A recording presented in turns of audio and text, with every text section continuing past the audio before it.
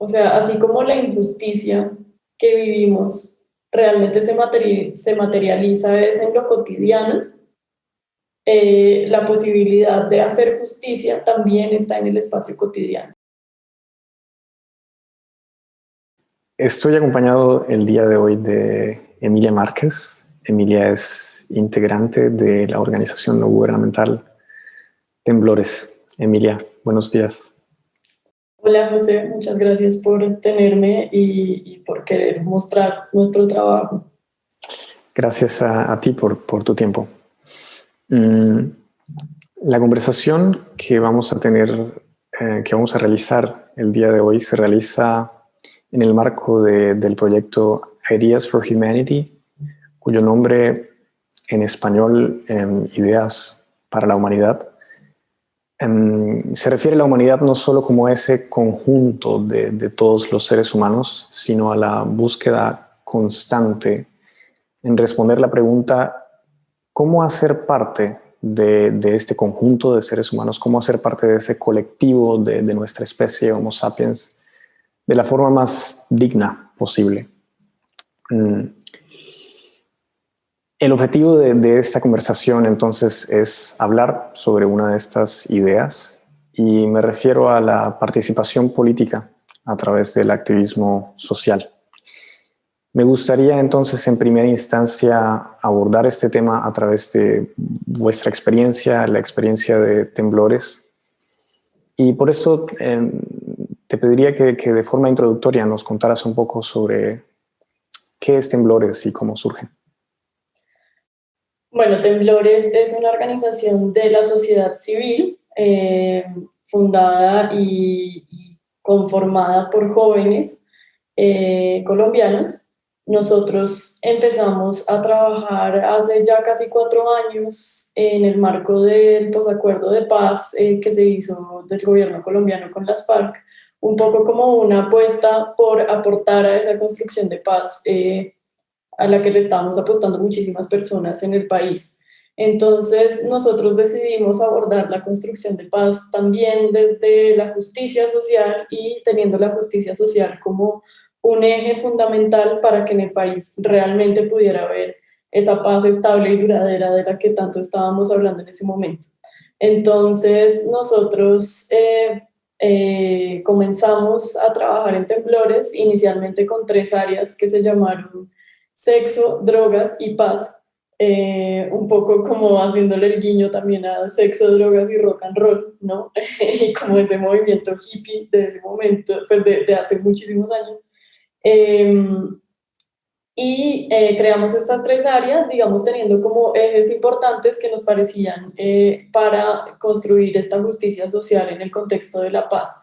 Siempre desde ese inicio tuvimos en cuenta que uno de los factores que habían, digamos, influido mucho en el conflicto armado y que pues ahorita todavía influyen mucho en los conflictos sociales que hay en Colombia era la marginalización de ciertas comunidades y de ciertas personas dentro del contexto colombiano y dentro del Estado colombiano. Entonces la organización desde ahí pues se construyó con el propósito de trabajar por una, digamos, materialización mucho mayor de los derechos humanos de las personas que eran marginalizadas y por una construcción conjunta de justicia social con estas comunidades. Entonces, una de las primeras comunidades con las que la organización empezó a trabajar fue la población habitante de calle, con la que todavía hoy en día pues, hemos trabajado mucho participativamente y por la que seguimos abogando. Uno de los resultados que hemos podido ver casi 3 años después de comenzar el trabajo con esta población que vimos al principio de este año fue el reconocimiento por parte de la Corte Constitucional de la población habitante de calle como una población que no tenía realmente una materialización del derecho a la vida por no tener derecho a utilizar baños públicos gratuitos y accesibles. Y esto pues se dio a través de un litigio estratégico comunitario que impulsamos desde Temblores. Y el litigio básicamente lo que mostraba era que en Bogotá, por ejemplo, nada más, solo hay 7 baños por cada 1.000 habitantes, 7 baños públicos, y de estos 7 baños públicos por cada 1.000 habitantes, en la mayoría no o restringen de cierta manera la entrada para habitantes de calle o simplemente no les dejan entrar allí. Entonces empezamos a ver, pues nosotros a partir de probar esto, también por otro lado buscamos cuáles eran las sanciones y cuáles eran las relaciones que estaba teniendo esta población que no tiene cómo entrar al baño con la policía. Porque en el código de policía que tenemos en este momento en Colombia había y existe un artículo que sanciona a las personas que ejercen sus necesidades fisiológicas en el espacio público. Entonces, con los habitantes de calle, lo que nosotros empezamos a ver a través de investigación era que como los habitantes de calle y las personas que habitan la calle muchas veces no tienen la posibilidad de pagar la multa que se cobra a las personas por hacer sus necesidades fisiológicas en el espacio público, la policía estaba recurriendo a unas acciones que nosotros llamamos paralegales. Es decir, en vez de, como esta persona, digamos, no puede cumplir con el castigo que dice la ley, el policía decide otro castigo como una golpiza, por ejemplo. Incluso teníamos un dato muy alarmante de que 12 personas habían sido asesinadas mientras realizaban sus necesidades fisiológicas en el espacio público, 12 personas habitantes de calle, en el año 2018. Entonces, esto pues nos pareció tremendamente alarmante y a partir de estos dos datos lo que nosotros le pedimos a la Corte Constitucional era que hasta que no se construyeran baños públicos suficientes para la población habitante de calle y baños públicos que fueran accesibles, gratuitos y libres para las personas habitantes de calle, no se podía multar a esta población por ejercer sus necesidades fisiológicas en el espacio público. Entonces, este, digamos, es un ejemplo de la transformación de la organización desde comenzar diciendo, bueno, trabajemos por la justicia social de algunas comunidades marginalizadas en Colombia, hasta decir, bueno, logramos una transformación estructural que pasa por la Corte Constitucional y empieza a dar luces a un problema que tenía una de estas poblaciones. La organización después se fue transformando y en este momento entonces nuestras áreas ya no son sexo, drogas y paz, sino que son el área de violencia policial, el área de incidencia y litigio estratégico, el área de género y sexualidad y el área que digamos ya no es un área sino un tema transversal de política de drogas. Entonces esto se une entre todas las áreas, aunque parezcan ser como muy diversas. Lo que vemos es que muchas de estas poblaciones con las que trabajamos en cada área, incluida la población habitante de calle, que también ha sido muy transversal a nuestro trabajo, eh, se unen a través de una marginalización que, por ejemplo, no las deja gozar del derecho a la ciudad, que es también otro concepto con el que nosotros hemos trabajado mucho, el derecho a la ciudad y a la ciudadanía, ¿no? Digamos, muchas de estas poblaciones se unen en esa no materialización de este derecho. Y cuando vamos a ver, entonces, por ejemplo, la población LGBT tiene muchas cosas en común en no materialización de derechos con la población habitante de calle y con la población que usa drogas y con la población que es violentada por la policía. Una de las cosas que tienen en común todas estas poblaciones, también de trabajo sexual, por ejemplo, que es otra población con la que hemos trabajado, es la violencia policial. Y digamos, al ver nosotros que la violencia policial era, digamos, una de las violencias estatales más comunes que nos interpelan día a día a ciertas poblaciones, ¿cierto? Y digamos que tienen que ver mucho con la interpelación cotidiana que hace el Estado a una población que muchas veces no es, digamos, es una población no deseada por la norma del Estado, ¿cierto? Entonces, estas poblaciones, muchas veces la primera interpelación que tienen en lo cotidiano, ese encuentro con una cara cotidiana del Estado, es la policía. Y ahí nosotros empezamos a decir, bueno, también es necesario entonces trabajar el tema y el fenómeno y el problema de la violencia policial como tal y como un tema separado dentro de la organización. Y es allí cuando empezamos a trabajar con violencia policial, ya directamente, digamos. En este momento, entonces, pues se crea el área de violencia policial y empezamos a investigar cómo ha operado la violencia policial en el país. Para eso hacemos 2 informes de derechos humanos. La organización ya ha producido 6 informes de derechos humanos hasta el momento. Sí, sí, 6, el sexto está a punto de salir. Y de violencia policial hemos sacado 2 informes de investigación en derechos humanos. Uno que se llamó Silencio Oficial, que relata los hechos de homicidio por parte de agentes del ESMAD en los primeros 20 años de creación de esta división de la policía. ¿Podrías un momento explicarle a las personas que tal vez no conocen qué es el SMAT, exactamente qué es el SMAT? El SMAT es el Escuadrón Móvil Antidisturbios de la policía. En varios estados del mundo existen otras versiones que no se llaman SMAT, pero que cumplen la misma función, ¿no? Un escuadrón móvil antidisturbios es un escuadrón especial de la policía que está, digamos, capacitado y equipado también en su digamos, herramienta de trabajo para lidiar supuestamente con la protesta social de una manera más pacífica, ¿cierto? Entonces, el Escuadrón Móvil Antidisturbios, que también existe en muchas otras partes del mundo, claramente no es inventado en Colombia y se rige por unas normas internacionales, además del uso de cierto armamento, de cómo se puede dispersar una protesta, digamos, de una manera un poco más pacífica, supuestamente, de cuáles son el uso legítimo de la fuerza que puede tener este escuadrón dentro de una protesta.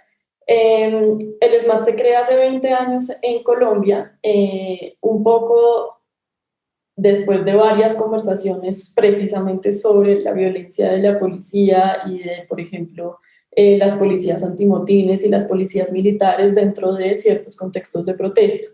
Y el SMAT entonces tiene unas acciones legítimas que puede hacer de uso de la fuerza dentro de la protesta, pero tiene un armamento que supuestamente es de letalidad reducida. Así se llama el armamento del SMAT, armamento de letalidad reducida, y pues son una cantidad de equipamientos que tiene el SMAT y que tienen pues todas estas fuerzas policiales para poder intervenir en la protesta. Entonces, por ejemplo, los gases lacrimógenos que vemos utilizados en varios contextos globales son uno de estos armamentos y pues varias armas que permiten disparar estos gases, también las granadas aturdidoras son otra de estas armas que son supuestamente de letalidad reducida. Obviamente el SMAT también cuenta con un armamento para la autoprotección que es muchísimo más sofisticado que el de, por ejemplo, un policía de tránsito, ¿no? Entonces el SMAT cuenta con un uniforme que es incluso protector contra el fuego, que es anticortes, que tiene obviamente pues su chaleco antibalas, etcétera, y esto supuestamente lo que permitiría es que esta fuerza pública pues no tenga que intervenir violentamente para autoprotegerse porque el uniforme pues le permite tener una autoprotección eh, que en teoría permitiría una acción mucho más pacífica del cuerpo policial.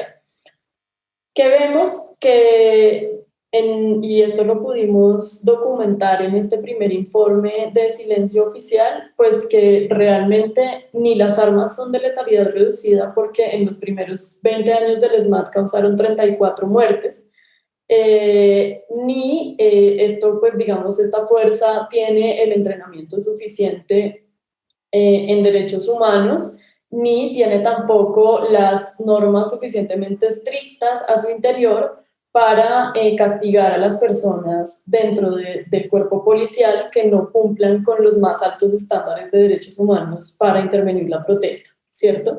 ¿Esto por qué lo decimos? Porque las víctimas que han sido, las familias de las víctimas y las personas que han sido víctimas del ESMAD muy raramente consiguen justicia y muy raramente pues acceden a la justicia en sus casos, ¿no? Tenemos un dato como del porcentaje de las personas que alcanzan justicia en el ESMAD y también en el total, digamos, de la policía.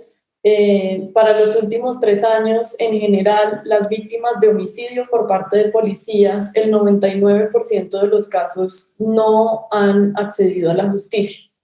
Y en el caso de las víctimas del ESMAD, pudimos, digamos, en este informe entrevistarnos con muchas familias de estas víctimas de homicidio y pudimos trazar que no solamente las familias llevan 15 años sin acceder a justicia, sino que muchas de las familias tuvieron que salir del país por amenazas o por atentados en su contra y muchas de ellas siguen en el país, pero están escondidas o altamente protegidas y tienen un esquema de seguridad complicadísimo porque también las amenazas a las familias que denuncian y que buscan justicia son altísimas y los atentados a la vida. Entonces no solamente vemos que el sistema de justicia no es efectivo, sino que además de todo, la familia de la persona se revictimiza y se pone en riesgo a través del proceso de búsqueda de justicia. Obviamente, este informe ya nos empezó a hablar muchísimo de la protesta, ¿no? Y nos empezó a hablar muchísimo de el no cumplimiento de este derecho fundamental que es la protesta pacífica y de la no materialización de este derecho históricamente dentro de nuestro país, entre otras porque en Colombia la protesta pacífica y la manifestación social e incluso el liderazgo social de derechos humanos ha sido fuertemente estigmatizado hasta que, digamos, en este gobierno del presidente Duque hemos tenido unos números escabrosos de asesinatos a líderes sociales en el país. Entonces, pues desde este informe empezamos a ver también esta problemática muy grande de la violencia policial como represora de la protesta, que es pues algo que estamos viendo muy terriblemente en este momento. A la fecha de hoy, y estamos hablando, estamos teniendo esta conversación el día 14 de mayo, si mal no estoy, del año 2021, se están realizando numerosas protestas a lo largo de todo el territorio colombiano desde hace más de 2 semanas. Cuéntanos cuál ha sido el papel de Temblores, vuestra organización, en estas protestas. Bueno, entonces en Temblores, a raíz de toda la investigación que hicimos acerca de la violencia policial, llegamos a abrir una propia plataforma de registro. Nuestras primeras investigaciones las intentamos hacer y pues esta es una herramienta de investigación que tenemos a lo largo de Temblores, que es pedirle al Estado los datos que el mismo Estado debe registrar.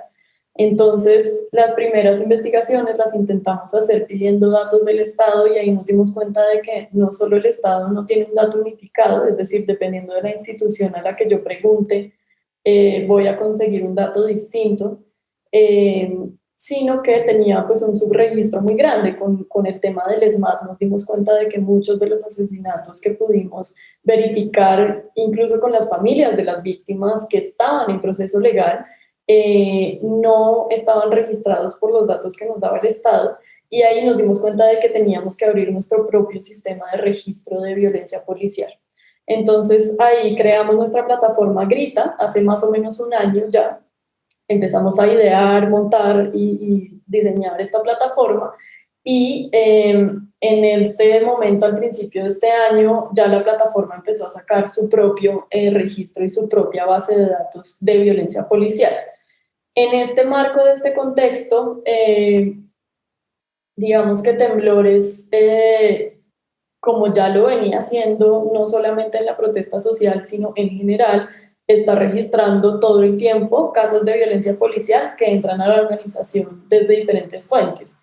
Una fuente es la fuente del Estado, en todo caso, las fuentes que nos dan los organismos del Estado todo el tiempo. Otra fuente es los medios de comunicación del país. Otra fuente es denuncias que vemos por redes sociales. Y esta es una fuente que ha crecido un montonón precisamente porque la población tiene una noción tan bajita de acceso a la justicia y de seguridad al momento de denunciar ante el Estado que prefiere empezar a buscar canales paralelos de denuncia como las redes sociales. Entonces, esta pues es una fuente grandísima que obviamente también es la más complicada de revisar, verificar, para saber que la información que estamos recibiendo, primero, es verídica, segundo, sí se trata de un abuso por parte o de un hecho violento por parte de una persona que está en la policía.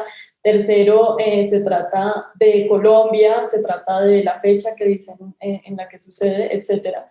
Pero pues esta es una fuente importantísima. Y la última fuente y también importantísima son denuncias directas que hacen las personas que han sido víctimas o testigos en nuestra plataforma Grita directamente.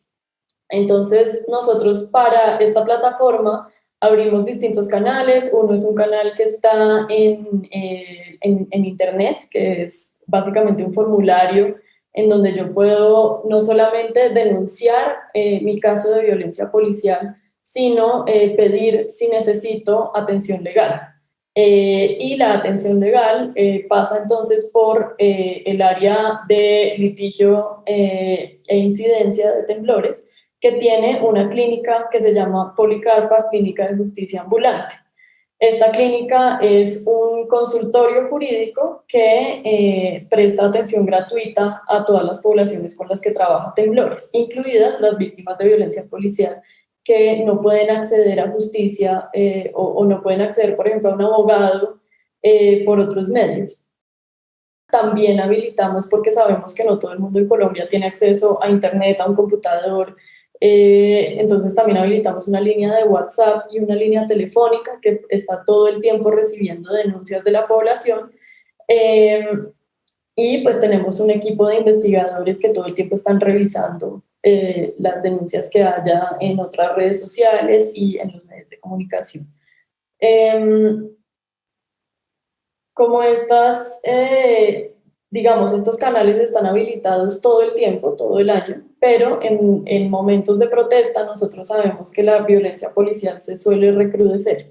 Entonces, durante estos momentos de protesta siempre volvemos a recordarle a la población que nos sigue, que está conectada con nosotros de distintas maneras, que tenemos estos canales. Y en estas protestas específicas, nuestros canales estuvieron abiertos y empezaron a explotar, básicamente. Empezamos a recibir denuncias las 24 horas del día, tanto que nuestro equipo ahorita está teniendo que hacer turnos nocturnos, obviamente debidamente recompensados, y nuestros canales empezaron básicamente a saturarse de denuncias de violencia policial. Entonces, cuando en Temblores vemos que eso está pasando y que la situación de violencia policial empieza a escalar de tal manera, empezamos a prender alertas y decir qué está pasando en el contexto de la protesta colombiana. Y en ese momento empezamos a anunciar y a sacar comunicados de prensa anunciando todos los registros que nos llegan y que hemos podido verificar con unas cifras. Estas cifras están saliendo más o menos cada 24 horas y pues es un trabajo durísimo que tiene que hacer nuestro equipo de intensivamente estar no solamente recibiendo y registrando las denuncias, prestando la atención legal a las personas que la solicitan, sino verificando absolutamente toda la información para poder sacar un dato verídico y que no sea un dato que, por ejemplo, está inflado o que tiene un montón de denuncias falsas o que tiene un montón de información que no es real. Ha sido más o menos... Y por entender mejor el contexto de las protestas actuales, ¿cuáles son las cifras que ustedes hasta el momento han recopilado?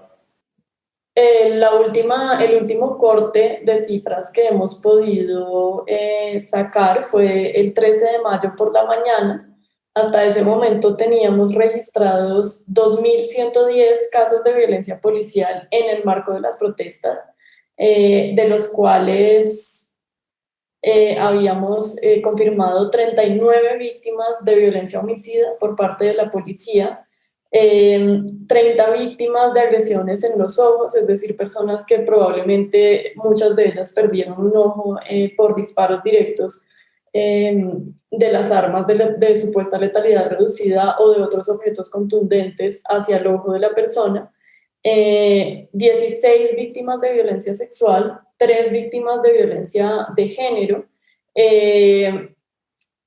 1.055 detenciones arbitrarias, 362 víctimas de violencia física, 133 víctimas de disparos con arma de fuego por parte de la policía y 442 intervenciones violentas de protestas pacíficas por parte de la fuerza pública. Aquí se pueden observar al lado izquierdo las cifras mencionadas por Emilia durante esta entrevista, y al lado derecho las últimas cifras emitidas por temblores previo a la publicación de este video, que son del 26 de junio del año 2021. Esto también, digamos, están atravesados estos datos por otros tipos de violencia, como por ejemplo hostigamiento a las personas por grabar procedimientos policiales, que es un derecho de cualquier persona en Colombia y que es completamente una acción legítima de una persona en Colombia.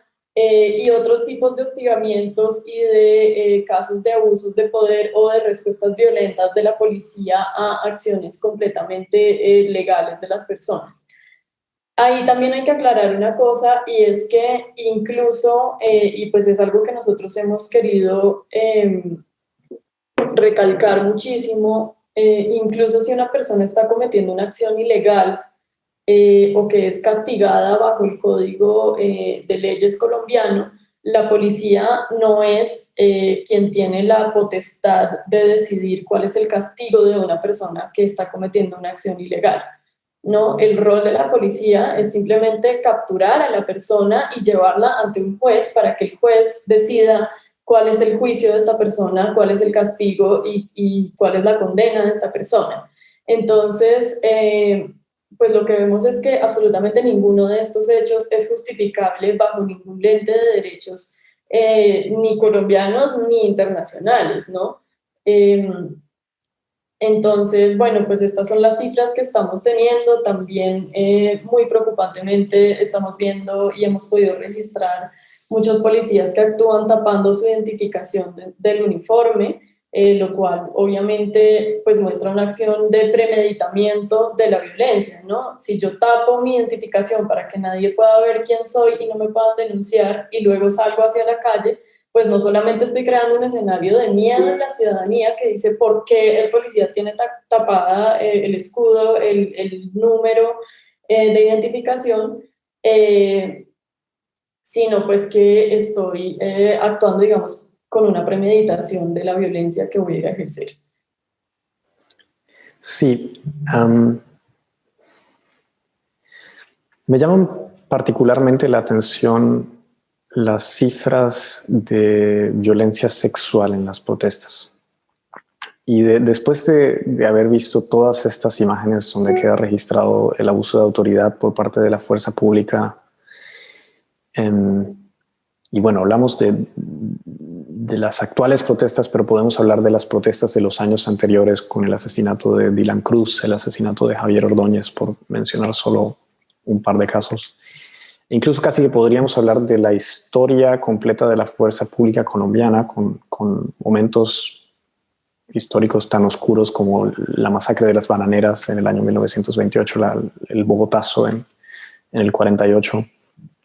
Después de ver estas imágenes y ser confrontado con estas cifras, lo primero que se me pasa por la cabeza son aquellos relatos de probablemente los episodios más barbáricos de la historia de la humanidad, como la guerra de Vietnam, la Segunda Guerra Mundial en Latinoamérica.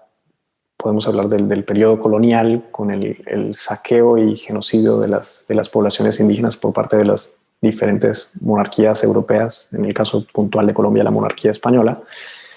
Y con regularidad en estos relatos, los hombres de las poblaciones saqueadas eran asesinados, mientras que las mujeres, previo a ser asesinadas, eran víctimas de abuso sexual, eran violadas. Eso es reflejo de una sociedad, una cultura completamente permeada por el machismo, completamente permeada por la misoginia, con estructuras particularmente, quiero decir, principalmente patriarcales.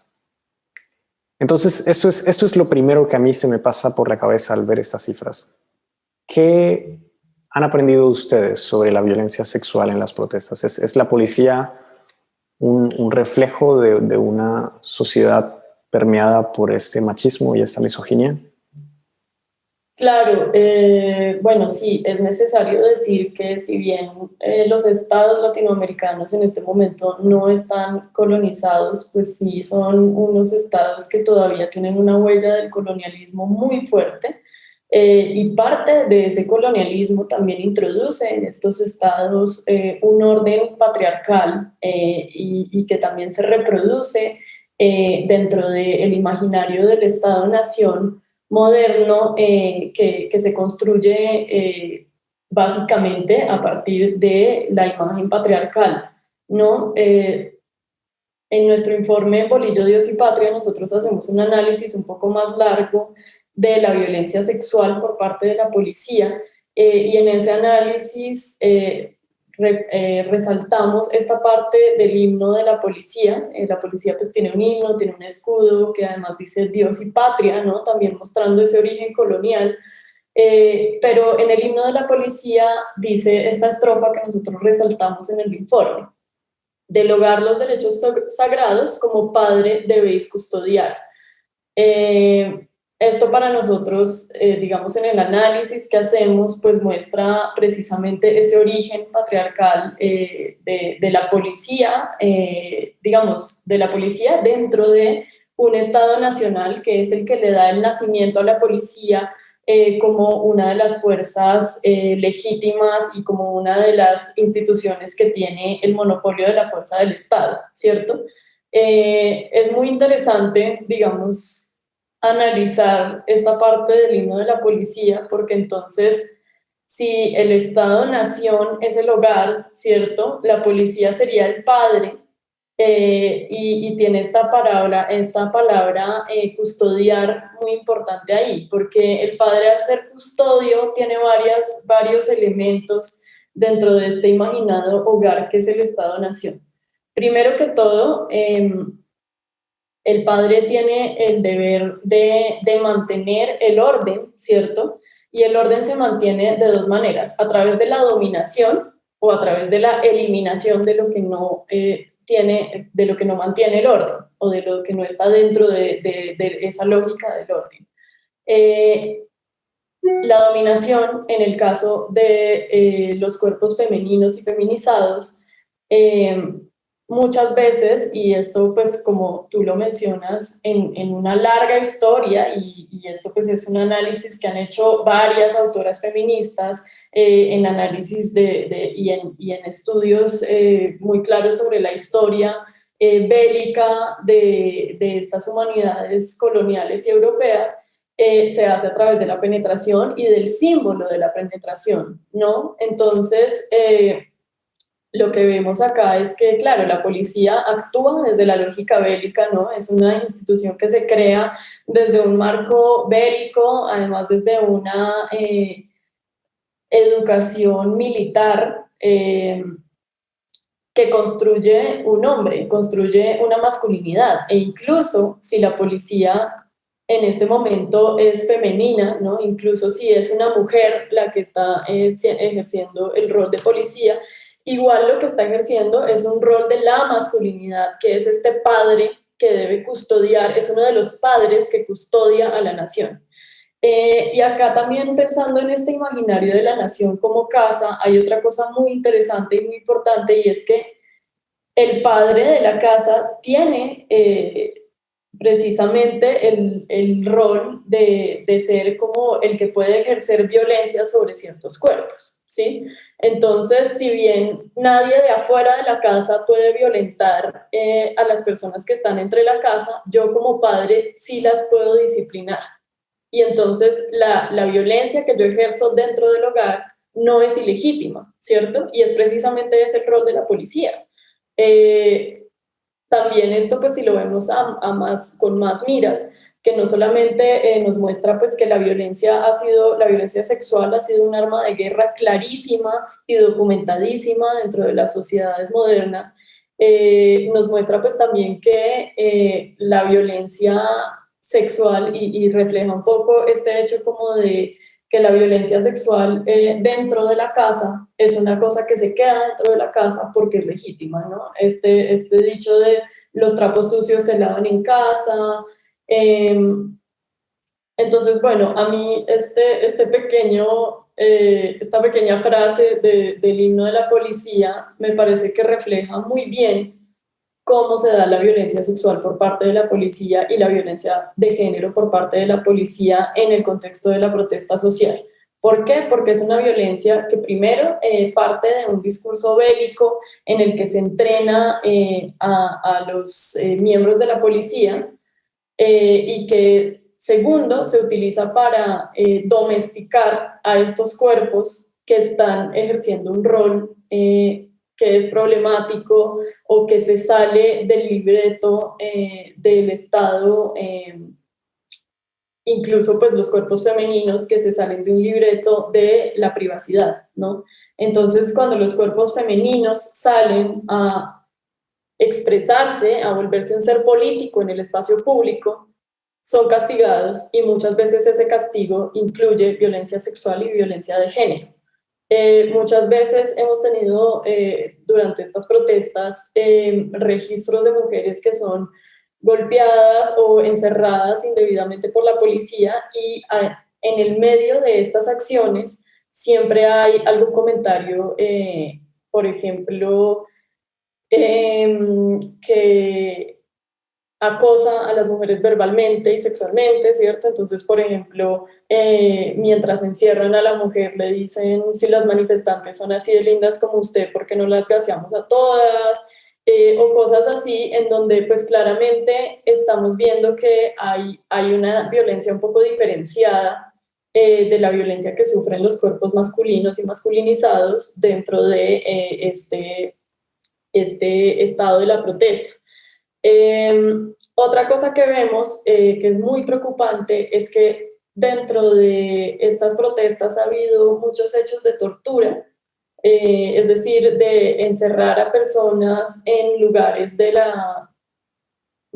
pertenecientes a la policía o en lugares incluso de la ciudad, como hemos visto, portales de Transmilenio, que después nuestro sistema de transporte público en Bogotá, para allí golpearlas, obligarlas a hacer acciones humillantes, insultarlas, violentarlas de diferentes maneras.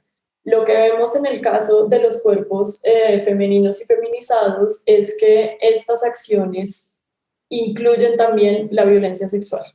Y esto es algo que no es nuevo, otra vez, esto es algo que ha pasado históricamente hace mucho tiempo.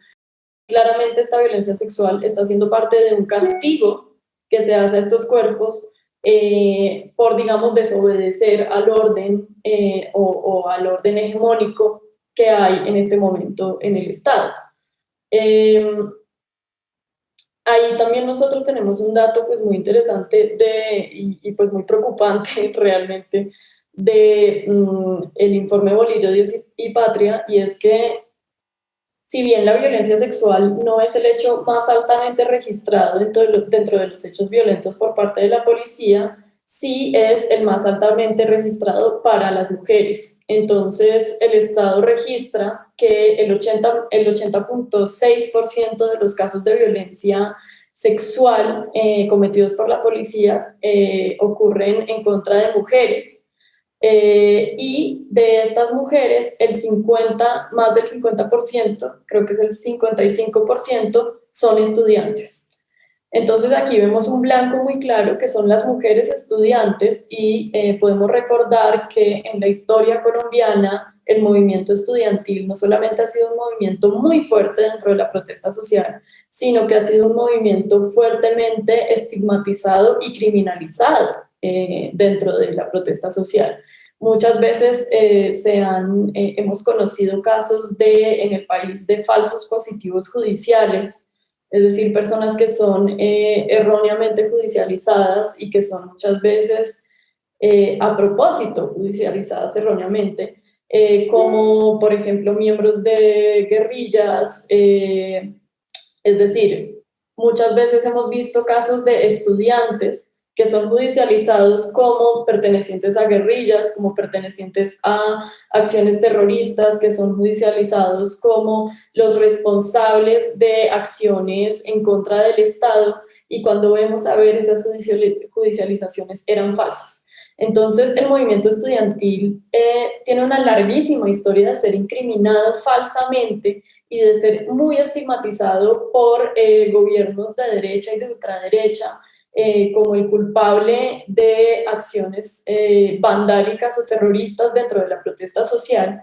Y en el caso de las mujeres estudiantes vemos que esto va un paso más allá, ¿no? Porque claro, hay el doble castigo de la hija del Estado que está siendo castigada por hablar fuera de turno, ¿no? Por no tener el rol que se espera de ella en la sociedad, y además, pues el movimiento estudiantil siendo castigado a través de unas lógicas bélicas.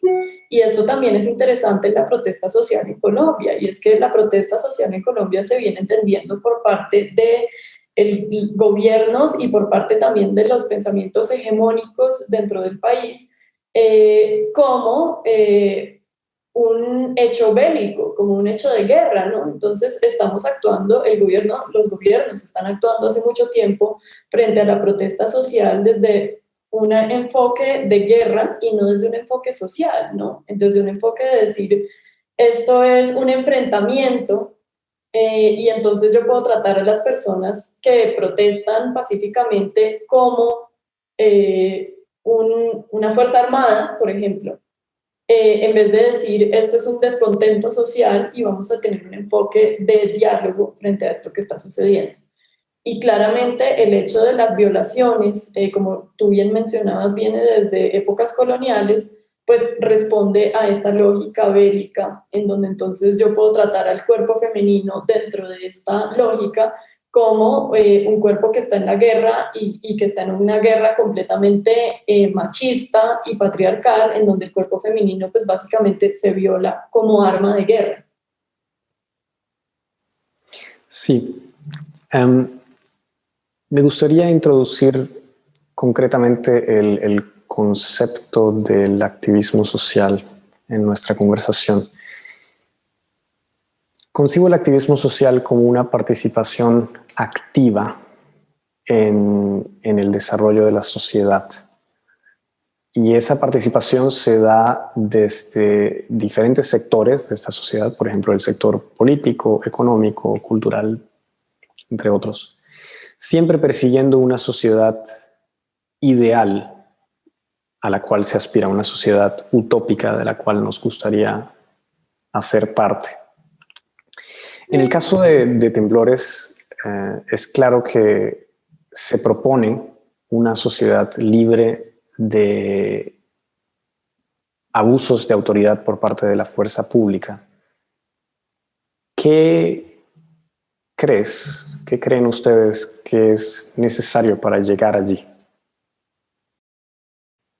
Bueno, nosotros hemos dado unas primeras ideas de lo que sería una reforma policial. Digamos, ahí es importante mencionar que Temblores es una organización que cree profundamente en el Estado social de derechos, y como tal, pues no estamos proponiendo en este momento eliminar la fuerza de la policía, sino repensarnos y replantearnos también como una apuesta de construcción de paz, ¿no? ¿Qué podría ser un cuerpo policial? Y esto, digamos, parte desde pensar el cuerpo policial como un cuerpo de cuidado, y ahí cuidado es muy distinto a seguridad, ¿no? Un cuerpo de cuidado de la población.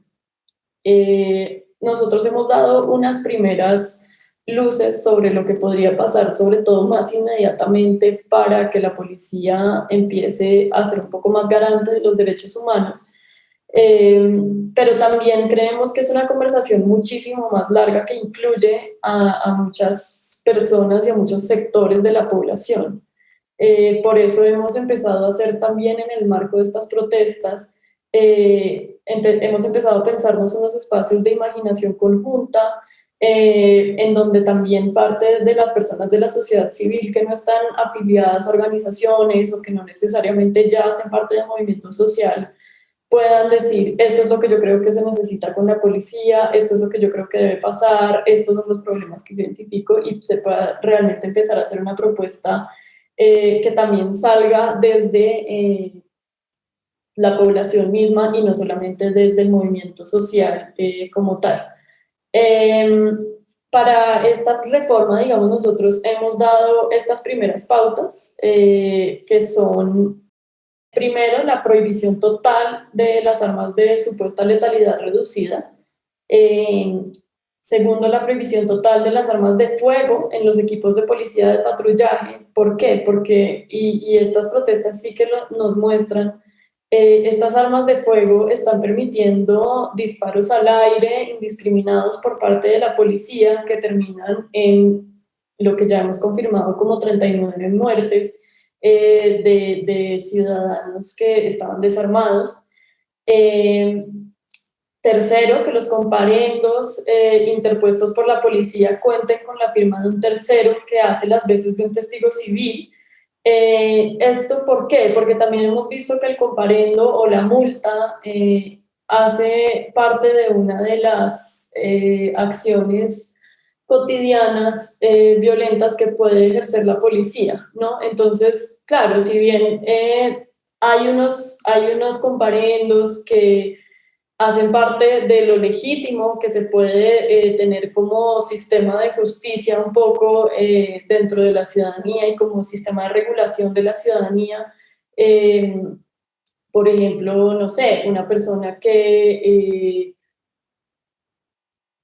es violenta con otra persona en la calle, pues puede recibir un comparendo, o una persona que está haciendo algo indebido en el espacio público puede recibir un comparendo, pero lo que vemos es que la policía está interponiendo comparendos injustificadamente todo el tiempo, y esta es una forma de violencia muy sutil que, si bien no pasa a ser violencia física, por ejemplo, pues está violentando constantemente a las ciudadanías, y es una de las herramientas más simples que permiten el abuso del poder de los policías que están en el campo. Y esta, digamos, es una primera herramienta que nosotros consideramos de veeduría ciudadana, que debe ampliarse muchísimo dentro de la fuerza policial. Debe haber un montón de canales más de veeduría ciudadana.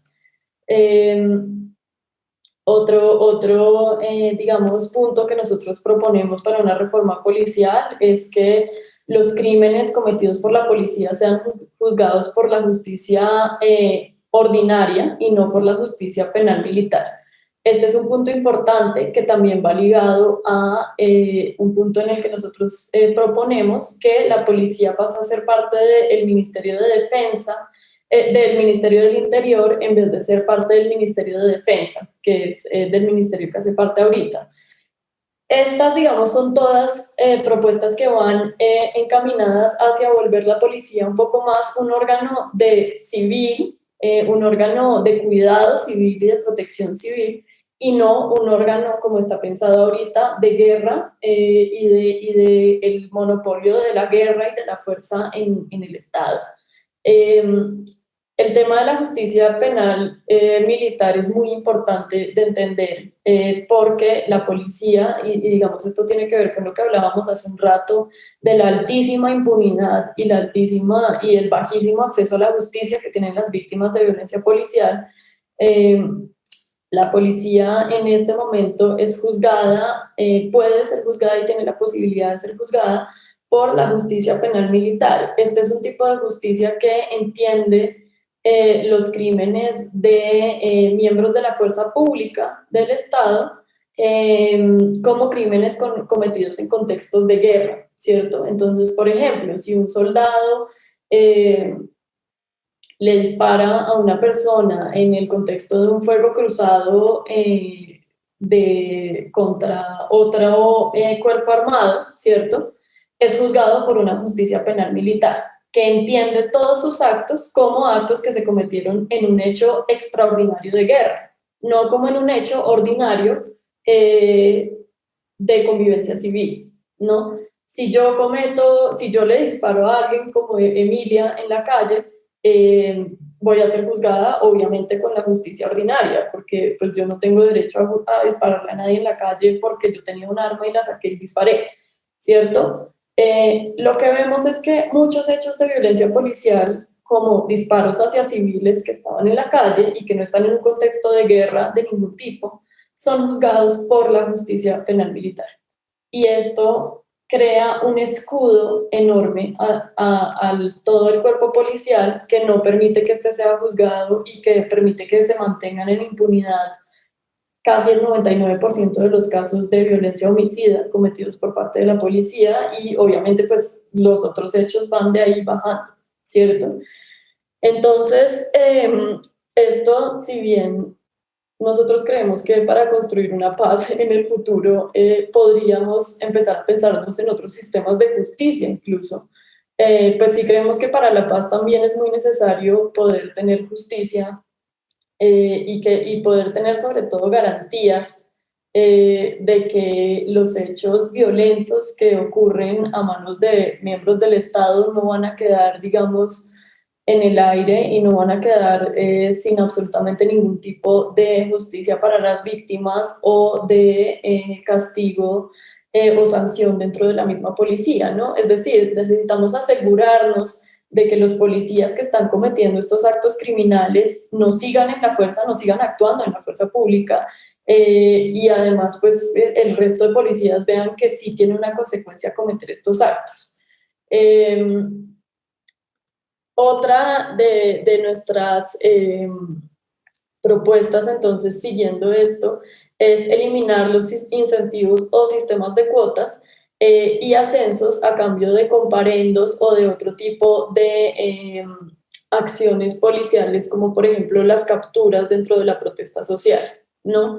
Lo que vemos y hemos podido saber es que la policía tiene sistemas de cuotas, tiene sistemas de ascenso a partir de algunas acciones policiales, como por ejemplo los comparendos, y esta también es una de las razones por las que la ciudadanía es injustificadamente reprendida por la policía todo el tiempo, y puede incluso ser una de las razones por las que estamos viendo un número tan elevado de detenciones arbitrarias por parte de la policía en contextos de protesta. Estas son unas de las cosas que nosotros proponemos que se necesitan hacer ya, pero yo creo que también para un futuro es muy importante pensar también, por ejemplo, en instituciones que no sean la policía, que empiecen a tener algunas de las funciones que tiene la policía en este momento. Y esos son instituciones civiles, instituciones no armadas e instituciones que no siguen la lógica de el uso legítimo de la fuerza, ¿cierto? Por ejemplo, para la atención de casos de violencia de género, violencia intrafamiliar y violencia sexual, tiene que haber otra institución que no sea la policía que esté en la cabeza de esta atención. ¿Por qué? Porque si ya vemos que la policía tiene esta historia de violencia sexual y violencia de género, incluso contra la población civil, pues no puede ser esta misma la que atiende a una mujer, por ejemplo, que está siendo golpeada por su pareja en su casa. Tenemos que tener también otras fuerzas que no sean fuerzas, precisamente. Tenemos que tener otras instituciones que respondan a este tipo de necesidades. Por ejemplo, otras instituciones que sean las que median la convivencia entre vecinos. En Colombia, si yo tengo un problema con mi vecino, el que está designado para mediar ese problema es un policía. Y entonces esto hemos podido registrar. También puede aumentar muchas veces los casos de violencia policial en el interior de los hogares de las personas. Entonces también es interesante pensarnos, y está algo que hemos dicho en muchas ocasiones, que pensarnos una reforma de la policía inmediatamente, por lo que la policía está tan cercana a nuestra definición del Estado, ¿cierto? Por lo que la policía está tan en el centro de lo que es un Estado. Pensar una reforma de la policía inmediatamente implica repensar el Estado y repensar un Estado que de pronto esté trabajando más hacia la paz, hacia la construcción de la paz y hasta hacia la construcción del cuidado y de otros valores que no son necesariamente la fuerza, la seguridad, sino a partir de la construcción del cuidado, de la sociedad, del diálogo. En nuestros estados, ¿no? Entonces, yo creo que este es un proyecto que si bien empieza con necesidades muy urgentes de mantenimiento de las vidas y de las integridades de las personas que están en este momento en las calles en Colombia, por ejemplo, pues es un proyecto que puede tener un horizonte mucho más amplio de repensarnos un Estado y de repensarnos cómo puede funcionar el Estado y cómo pueden funcionar las instituciones. Sí, estoy completamente de acuerdo contigo y aprecio mucho la idea de que estas reformas se deben dar con base en el diálogo social. Creo que resumiendo un poco, definitivamente se trata de hacer que la fuerza pública cumpla con ciertas responsabilidades que no está cumpliendo, respetar el derecho a la vida, velar por el respeto a los derechos humanos, no asesinar a los ciudadanos. Y por otra parte, definitivamente la fuerza pública está contando con ciertas responsabilidades que no debería tener. La fuerza pública no debería estar allí para defender el Estado como dé lugar cuando surgen voces de oposición y debería estar allí para representar a la ciudadanía, para servir a la ciudadanía. Entonces, con esto que estás contando, queda evidenciado que el activismo social se presenta como una forma prácticamente de hacer política. Y esto es muy interesante porque creo que yo y tal vez muchos crecimos bombardeados constantemente con la idea de que hacer política es o ir a votar una vez cada par de años o es eso que hacen los políticos. Y cuando yo entro en contacto con el activismo social, me encuentro con una alternativa a estas otras formas de hacer política y me encuentro con una alternativa, una herramienta que pone poder político en mis manos, que democratiza ese poder político. ¿Cuáles son esos principales desafíos que aparecen al momento de tomar la decisión de participar políticamente a través del activismo social? ¿Cuáles fueron los principales desafíos que Temblores como organización tuvo que afrontar? Bueno, claro, hay varios. Digamos, en Colombia, un desafío muy grande, yo creo, es precisamente que el activismo social y que el liderazgo social están muy estigmatizados. Tanto así, pues que ya hablábamos de los asesinatos a defensores y defensoras de derechos humanos en el país y a líderes y lideresas sociales en el país. Digamos que si bien afortunadamente nunca nos hemos tenido que ver enfrentados a este tipo de peligro, pues sí nos hemos visto enfrentados a mucha estigmatización por diferentes sectores de la sociedad de este ejercicio de defensa de los derechos humanos y de querer ser un ser político, ¿no? Y de querer ser un ser abiertamente político. El movimiento social en Colombia ha estado muy, digamos, identificado por parte de varios actores, como los medios mainstream, ¿cómo se dice mainstream en español? Como parte de los medios, digamos, tradicionales, ¿no? y como parte de algunos sectores de derecha, por ejemplo, con la izquierda, y en Colombia pues hay que entender que la izquierda está estrechamente relacionada por parte de estos mismos actores con las fuerzas insurgentes, con las guerrillas, con toda esta historia, que también, digamos, mundialmente se puede ver relacionada con la historia de relacionar precisamente estos mismos movimientos con el comunismo, ¿no? Y como con todos estos mitos de la Guerra Fría. Entonces, claro, cuando uno se ve, digamos, enfrentado con este mito de que cualquier persona que defiende los derechos humanos es un guerrillero, pues ese es un primer obstáculo muy difícil de pasar. Obviamente, creo que también para todas las personas que estamos haciendo organización social, siempre un obstáculo es cómo vamos a financiar esto, ¿no? Porque también siempre se trata de poder mantener cierta independencia en lo que uno dice y en lo que uno hace, y no estar, por ejemplo, dependiendo de qué se puede monetizar, ¿no? Entonces, obviamente la financiación pues siempre es un reto, siempre es un reto también mantenerse, digamos, motivado, viendo que también es una acción tan difícil, no solo por la estigmatización y por la financiación, sino porque obviamente emocionalmente a veces es muy difícil estar todo el tiempo trabajando con este concepto de justicia e injusticia, ¿no? Nuestro equipo, pues, tiene hace mucho tiempo una oferta de atención psicosocial, por ejemplo, interna, porque es muy difícil y es muy importante, digamos, poder tener espacios para lidiar también con la carga emocional que supone estar registrando 100 casos de violencia policial al día, ¿no?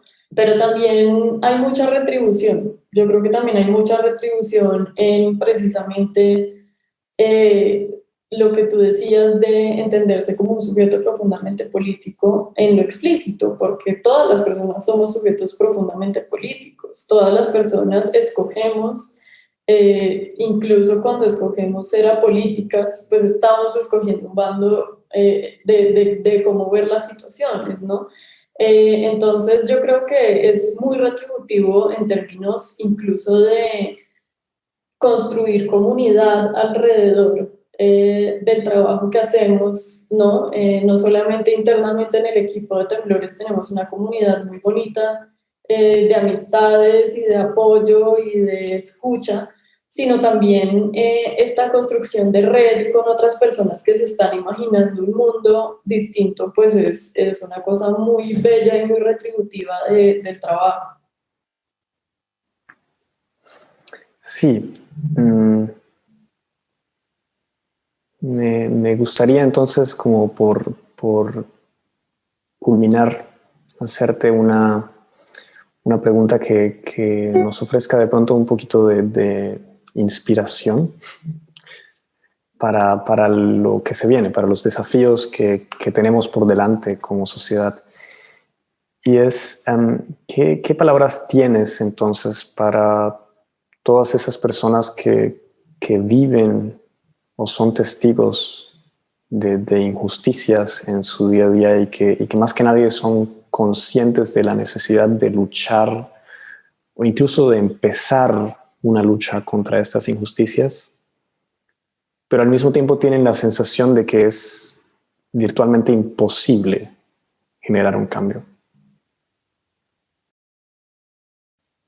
Bueno, yo creo que ayer hablábamos de esto con una profesora y su grupo de estudiantes, y ella decía algo con lo que yo estoy muy de acuerdo, y es ese ser político precisamente, o sea, así como la injusticia que vivimos realmente se materializa es en lo cotidiano, la posibilidad de hacer justicia también está en el espacio cotidiano.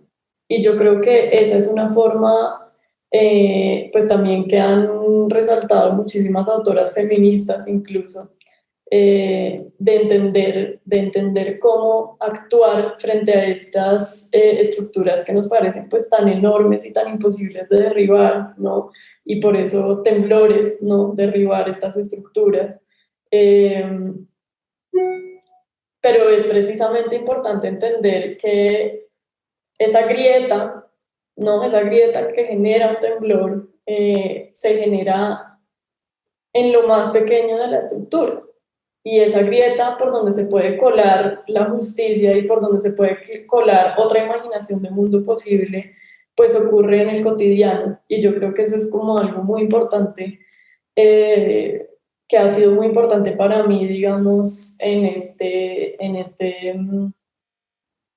esta apuesta que hacemos y pues que yo hago también desde mí misma por la justicia social y por la construcción de paz, pues es precisamente pensar que el cotidiano y que la acción pequeña, aunque suene muy trillado y muy cliché, pues sí es un espacio de construcción de justicia y de construcción de paz constante. Y en estos espacios precisamente de lo íntimo, que también es algo que nos enseña mucho el feminismo, es en donde podemos empezar a construir también incluso otras sociedades que nos imaginamos en lo micro, ¿no? Entonces yo creo que en este sentido, pues la resistencia a sistemas de opresión no es solamente algo que va a ser retributivo cuando todo el mundo deje de tener sufrimiento o todo el mundo deje de tener opresión,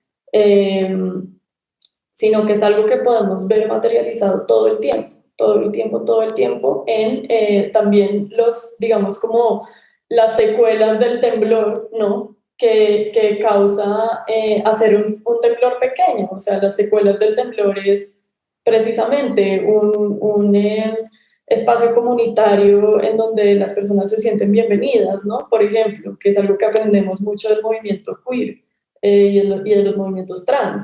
Las secuelas del temblor es un espacio de compartir un sancocho en la calle, por ejemplo, y estos son todos un montón de piezas pues que realmente dan esperanza de que no solamente se puede construir un mundo mejor, sino que constantemente lo que yo creo es que ya hay un montón de mundos mejores construidos y ya hay un montón de mundos mejores existentes y que constantemente se están replicando.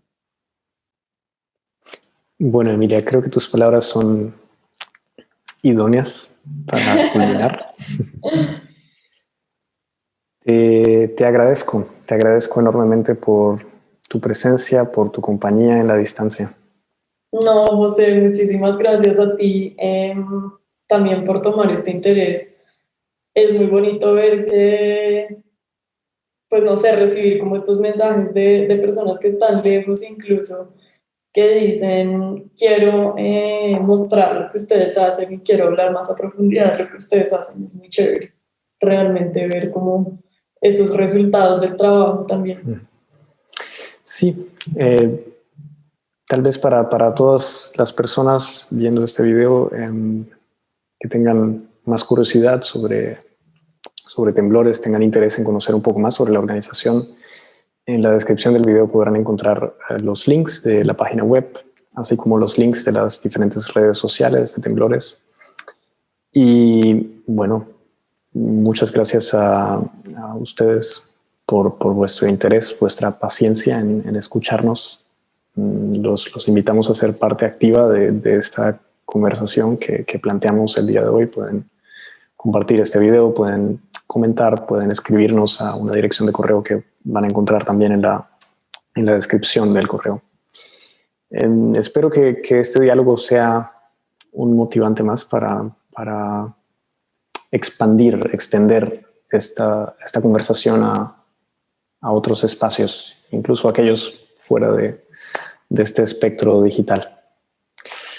Hasta una próxima ocasión.